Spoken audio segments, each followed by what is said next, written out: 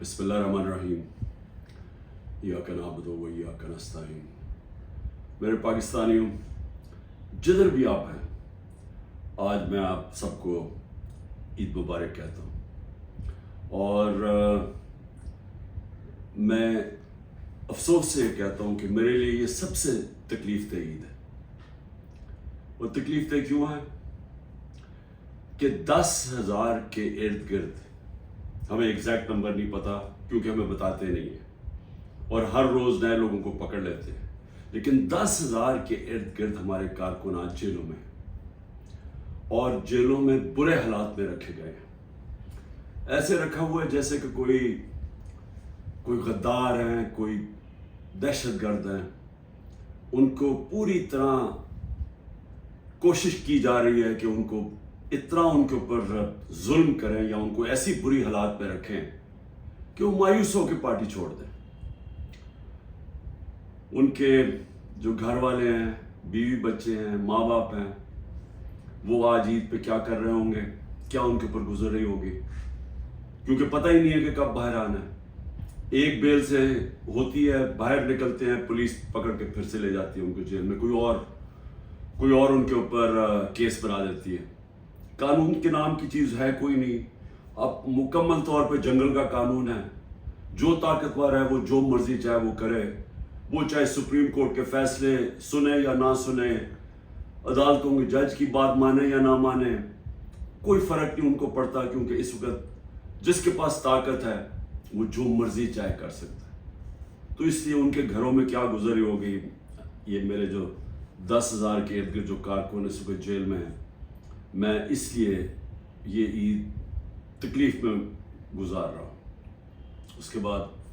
اس کے علاوہ ہمارے پولیٹیکل لیڈرز ہیں، میں آج ان کو عید مبارک بھی کہتا ہوں، سلام بھی کرتا ہوں، کیونکہ ان کو صرف اس لیے جیلوں میں رکھا ہوا ہے اور ان کے اوپر ہر قسم کا پریشر ڈال رہے ہیں کہ بس وہ ایک جملہ کہہ دیں کہ جی میں تحریک انصاف چھوڑ رہا ہوں، پھر سب کچھ معاف ہو جاتا ہے۔ جس طرح پوچھا گیا ایک سوال پریس کانفرنس کے دوران ISPR کی کہ جی بتائیں کہ یہ اتنے بڑے الزام لگائے ہوئے بغاوت کے اور دہشت گردی کے، لیکن جب وہ پارٹی چھوڑتے تو سب معاف ہو جاتا ہے۔ تو وہی ان کے اوپر پریشر ڈالا ہوا ہے۔ تو میں آج ان کو سلام بھی کرتا ہوں۔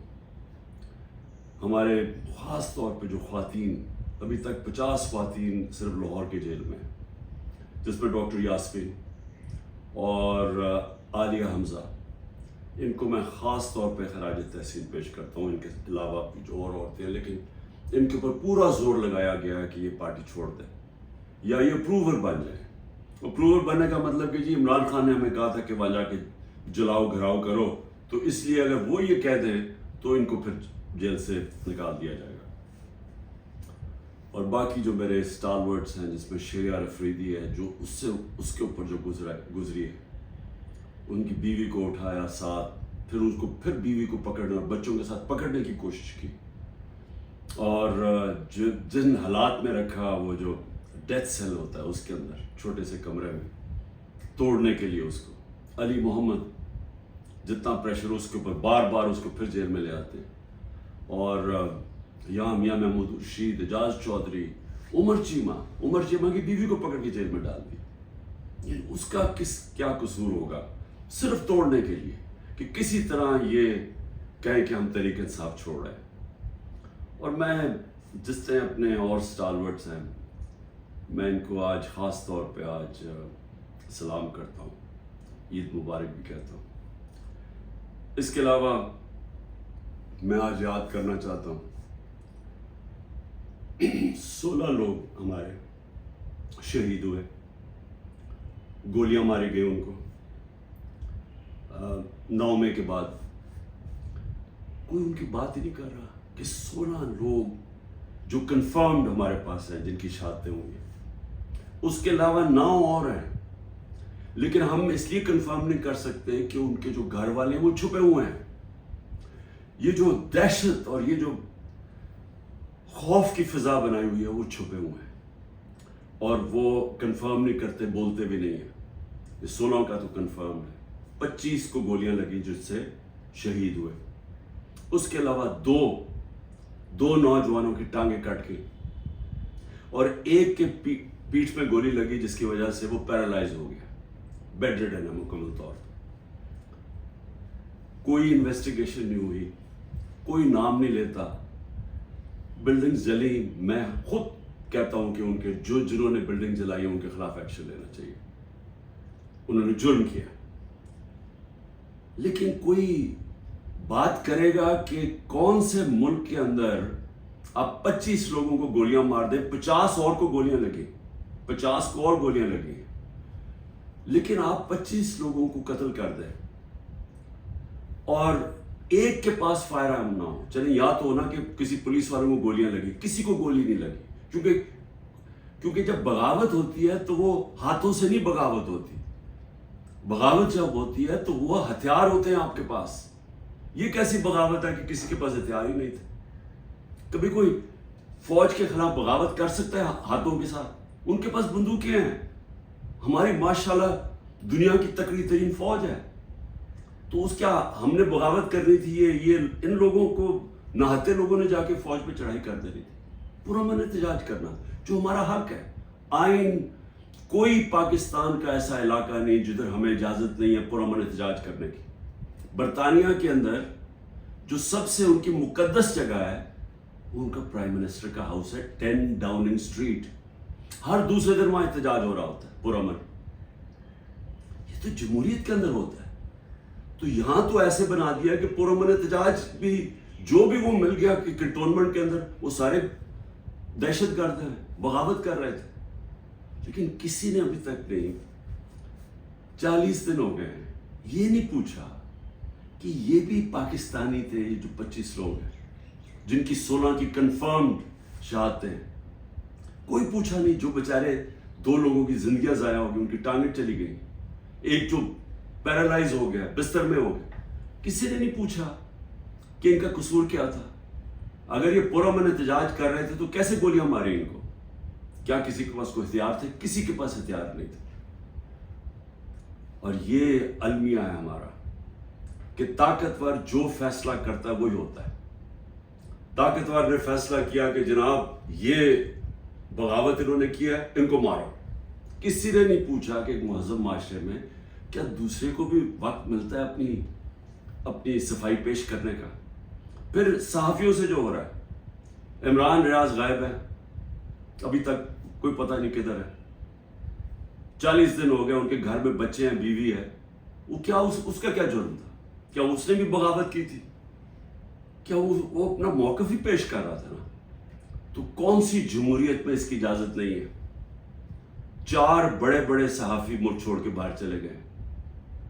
एक ने अभी ऐलान किया है, पुराना 50 साल पुराना सहाफ़त करता है कि जी मैं अब सियासत में बात ही नहीं करूंगा। तो ये क्यों इतना खौफ है? क्यों इतना खौफ है कि दूसरा मौक़िफ़ ना पेश हो जाए? क्यों मीडिया के ऊपर पूरा कंट्रोल कर लिया है कि सारे मीडिया का मुंह बंद कर दिया जाए और सिर्फ जो सरकारी वर्जन है वो सिर्फ मीडिया पे आए? क्यों डर है? अगर आप सच और हक पे खड़े हैं तो बोलने दो दूसरों को, आप साबित करें। ये जो सारे हरबे इस्तेमाल किए जा रहे हैं, इसका सिर्फ एक मकसद है, तहरीक इंसाफ को खत्म करना, मुल्क की सबसे बड़ी जमात को तोड़ना। डरे हुए इलेक्शन से, और ये कब से शुरू हुआ है?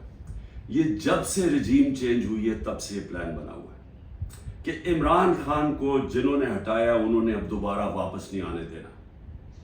और उधर से देख लें 25 मई को जो उन्होंने किया, कभी पाकिस्तान की तारीख में नहीं हुआ।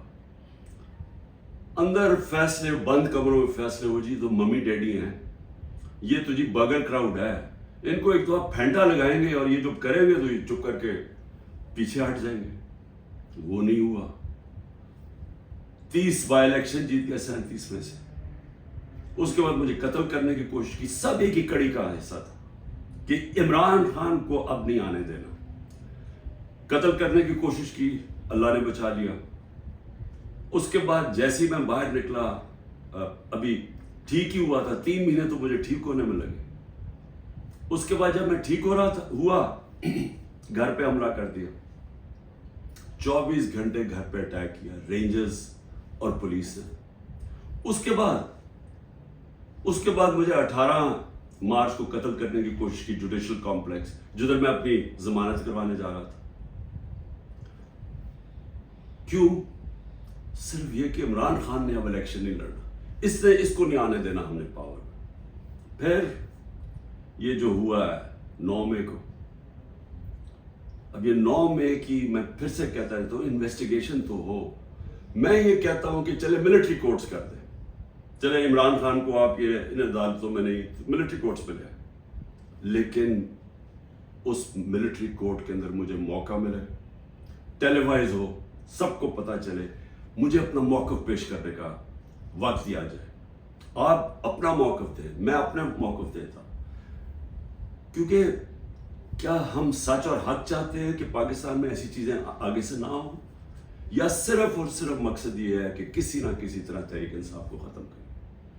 इस ईद के ऊपर जितनी मैंने पाकिस्तान में मायूसी देखी है, मैंने अपनी ज़िंदगी में नहीं देखी। और इसकी वजह क्या है? एक तो माशी हालात है। 14 महीने के अंदर 6% जब मुल्क बढ़ रहा था, उसकी दौलत में इजाफा हो रहा था, वो आके 0 पे आ गया। इंडस्ट्री बंद हो गया, बेरोजगारी है, 38% महंगाई है जो पाकिस्तान की तारीख में सबसे ज्यादा है। जब दुनिया के अंदर कीमतें 35% नीचे चले गए हैं, जो जिसकी वजह से हुई थी, जो तेल की कीमतें, कमोडिटी, घी, ये सब 35% नीचे चला गया। और हमारे मुल्क में तारीखी इन्फ्लेशन हम जब छोड़ के गए थे 12% थी। तो मायूसी है, तो माशी हालात ऐसे। लेकिन असल मायूसी की वजह क्या है कि दुबई में जो इस मुल्क के नामवर बड़े बड़े डाकू हैं, वो सारे मिलकर दुबई बैठे हुए हैं और फैसला कर रहे हैं पाकिस्तान के मुस्तकबिल का। ये है मायूसी। ये वो लोग हैं जिन्होंने 25 साल एक दूसरे की करप्शन कौम को बताई। ये 90 की दिहाई में 2 दफा करप्शन में गवर्नमेंट्स गई और एस्टेब्लिशमेंट ने इनको गिरवाया, क्योंकि इनकी ये करप्शन कर रहे थे। इनकी करप्शन के चर्चे पहली दफा है, सरे माल पता चला। फिर ये हुदैबा पेपर मिल के अंदर आया कि शरीफ खानदान कैसा पैसे मुल्क से बाहर निकाल रहे थे, दोनों मुल्क से पैसा चोरी करके बाहर लगा रहे थे, ये इल्जाम थे इन पे। उनको हटाया, जनरल मुशर्रफ आए, उन्होंने इनकी करप्शन बताई दुनिया को कि इन्होंने कैसे मुल्क को लूटा, और फिर एनआरओ दे दिया। 10 साल फिर लूटा इन्होंने। अब वो लोग आज बैठ के, जो मुझे लोगों ने वोट दी थी, इनसे तंग आके वो आज मुल्क के मुस्तकबिल का फैसला कर रहे हैं। ये है मायूसी। यही मुल्क की एस्टेब्लिशमेंट ने इनकी चोरियां बताई हैं। इन्होंने हमें, हमारे जैसे लोगों को बताया कि कौन से, ये जब फलाने मुल्क में गए तो वहां कौन सा जरदारी ने कॉन्ट्रैक्ट किया है। ये वो लोग हैं जिन्होंने पाकिस्तानी फौज को बदनाम किया मेमो गेट में और डॉन लीक्स में। ये वो लोग हैं जिनकी अरबों डॉलर बाहर पड़े हुए हैं। ये वो लोग हैं जिनके बाहर के अखबारों के अंदर इनके चर्चे हैं करप्शन के, किताबों के अंदर इनका बताया हुआ कि ये कैसे दोनों चोरी करते थे। ये आज सारे मिल के बैठ के मुल्क की मुस्तकबिल का फैसला कर रहे हैं। ये है मायूसी आज पाकिस्तान में, इसलिए लोग छोड़ छोड़ के जा रहे हैं।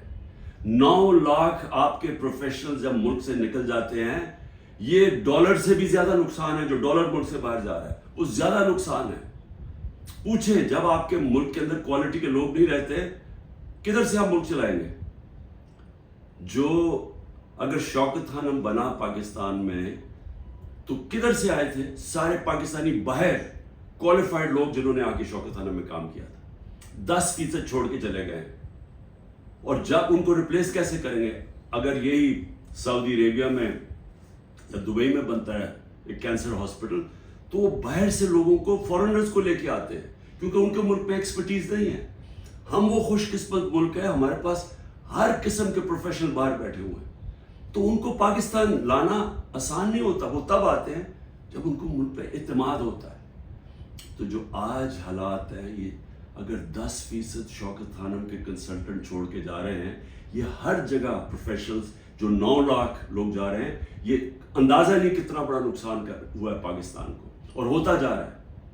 उसके अलावा مایوسی یہ ہے کہ ہندوستان کا جو امریکہ کے ساتھ معاہدہ ہوا ہے، اگر یہ جو ہمارے یہاں اس وقت ذہن بیٹھے ہوئے ہیں، ان کو اگر فرصت ملے کہ تحریک انصاف کو کیسے ختم کرنا، اور ساری ایجنسیز لگی ہوئی ہیں، ملک کے سارے ادارے لگے ہوئے ہیں اس کو ختم کرنے کے لیے، اگر آپ کو فرصت ملے تو آپ کے خطرے کی گھنٹی بجنی چاہیے، کیونکہ بہت بڑا ہندوستان کے ذہن میں اب امبیلنس ہو گیا ہے.